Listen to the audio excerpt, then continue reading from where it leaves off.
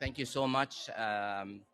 And I really want to start by thanking, the previous panel. I think it was very exciting and very, very insightful.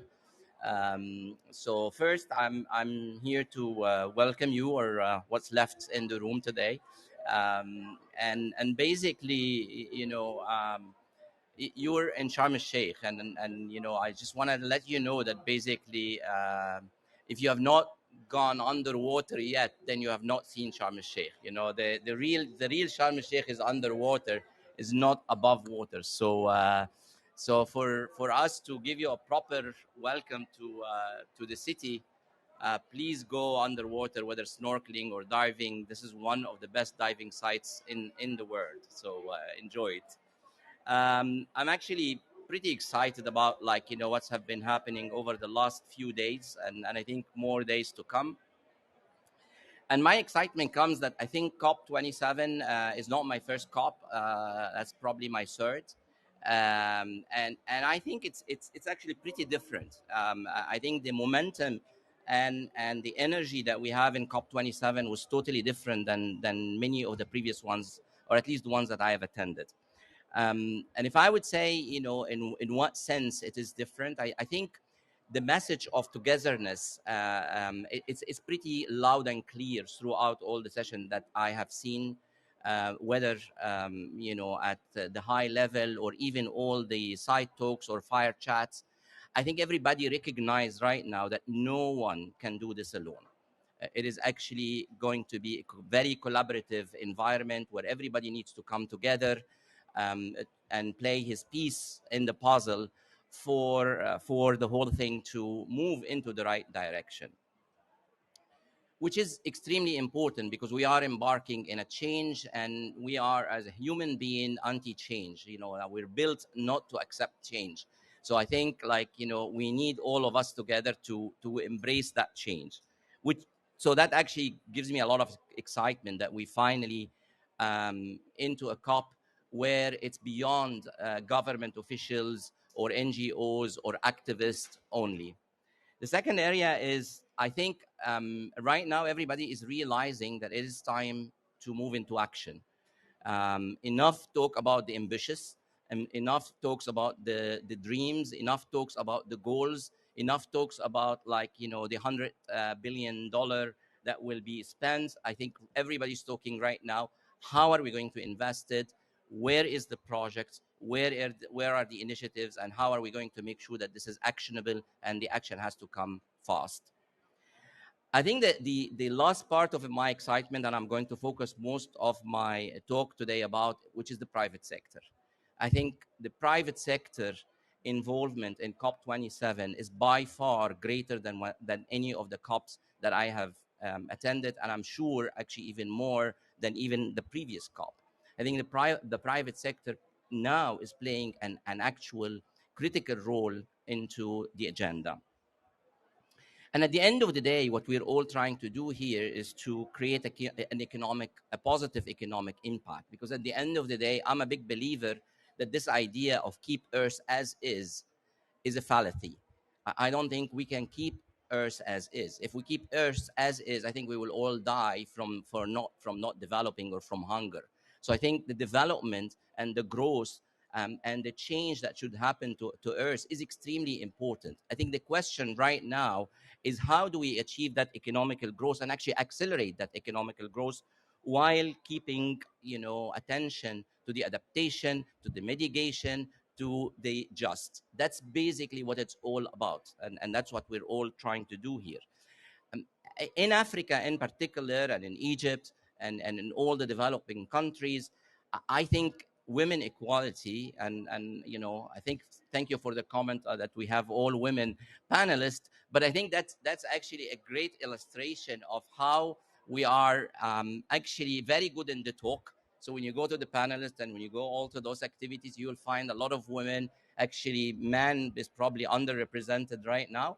But when you go to the reality, and when you go to the business, and when you go to the boardrooms, and when you go to real life, you don't find that. So I think that's basically what we need to move from the panel, I would say, to the boardroom and to the real action. Last but not least, in developing countries and in countries like Africa and Egypt, where youth is actually above 60% of our population, and they're not empowered. When we look at the number of entrepreneurs, the number of new businesses compared to the developing world, which is actually an aging population, they by far exceed what we have here. So this equation is wrong. So I think there is a clear opportunity here to empower our youth. Now let's talk about the private sector. Why is the private sector important? 85% of the world investment actually goes to the private sector. 90% of the people in the world depends on the private sector to get their income. 75% of the climate finance goes to the private sector. So if we are not talking to the people who are 90, 80, 75%, who are we talking to? That's actually the major big influence that was missing into the equation. And I believe they are now present and present strongly. And thanks to the UN Global Compact, I think we started to play a key role. And I think Sanda and her team have done a fabulous job, but also we need to do more. Now, we had talk in the previous panel on profitability and whether adapting ECG and climate change action is profitable or not. I think the case is closed. I don't think anymore that this is actually a question. And when you look at the number, when you have 50% lower cost of capital, when you are adapting those principles, I cannot find out how could you have that kind of capital efficiency cost and you're not even doing more profit. When you have 88% better performance for those companies that actually operate with ECG performance, that's actually for sure going to lead to a better profit. When you have most of the companies that apply those performance well, their share prices is 80% better stock prices than the other comparable companies. They don't do that. That's again a sign of profitability. From the other side, the consumer and the customer are demanding that. So it's not any more acceptable for any businesses to hide and sort of say, I'm not going to do that. I think it's not profitable for me. Well, good luck. I think the time will come, and the time is coming very closely. Today, we see that 83% of the consumer in the world believe that their companies should be ECG active and actually working on that heavily. And they choose their product based on that. Probably, we are in a diffusion curve. So maybe we are still in the early majority right now, but soon enough, we will go to the other side of the curve, and it won't be acceptable anymore for any company not to do that. The other area, like I think all of us in business know that one of the key issues that we all face right now is sourcing talent. How many of you here in business can easily find good people to work for him? It's a huge issue, okay? Now, when you know that actually top employment, 25% of them are basically applying ECG. And actually the other area is that when you ask people, where would you want to work for? They would tell you, I want to work for a company that actually has a purpose and has a clear purpose.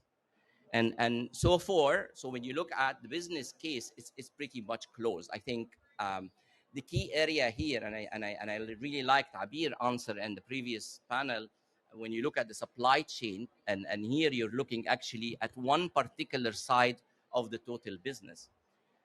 Here you might have a question whether it is profitable or not. But at the end of the day, as a business leader, what we all need to do is to look at the broader side of the business. I might have a higher supply chain cost, but I actually will be able to sell more or will be able to charge more to make up for that. And that's basically the perspective that we need to look at. So moving into that, what do we need to do? I think first we need to embrace the change. I think we all as a business leader need to embrace the change. And the reality is when you bring the private sector is known for problem solving. We don't survive if we don't solve problems, right? If you have a business, you cannot afford to live on the government budget.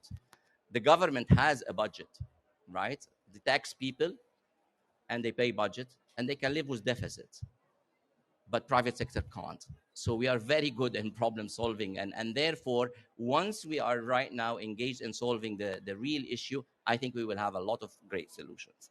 The other area that's for me is extremely important is, why are we doing that? We're not doing that to keep Earth as is.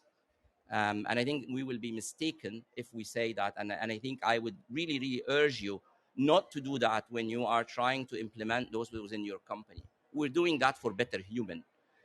All what we're doing is we're actually trying to protect the climate for people to live better. That's what we're doing. And when people see that, because when you tell somebody, do this to protect Earth, for him, what's in it for me?